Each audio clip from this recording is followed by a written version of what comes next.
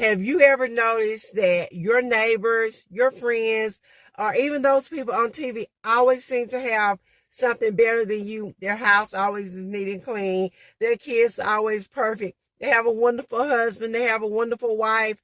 Everything seems to be perfect and in line. Well, if you didn't know, as the old saying goes, the grass always looks greener on the other side. It always looks greener, even when it's not. And that's because we're on the outside looking on the inside. We don't know what's really going on. Like I said, as the old saying goes, the grass always looks greener. When you think about the children of Israel, they wanted the same green grass that their neighbors had. The neighboring tribes had kings, whereas Israel didn't have a king. They had God and they had prophets. And at the time they had Samuel, who was their leader.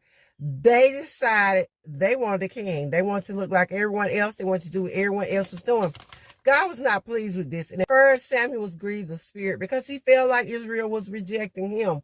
But God came to him and told him, Israel is not rejecting you. They're rejecting me. Because instead of trusting and relying on God, they wanted a man to be in position. They want a man to be in control of them and their destinies, just like everyone else. And it's just like when we look over into our neighbor's yard and want the things that they have. But we don't understand the price that they're paying. We don't know how much they're paying for that house.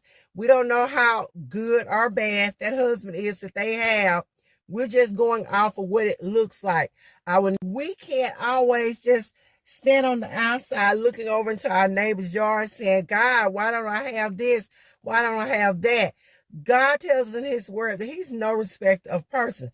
And we apply the same principles that these people applied, then we can have the same thing.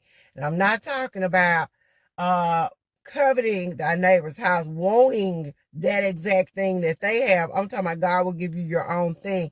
So when we ask for things, we have to be prepared to accept the consequences of what we get. We have to know what we're asking for. And instead of us just asking God for something, it would make much more sense for us to ask God to help our minds and help lead us into making wise decisions, because we don't want to make a move without God.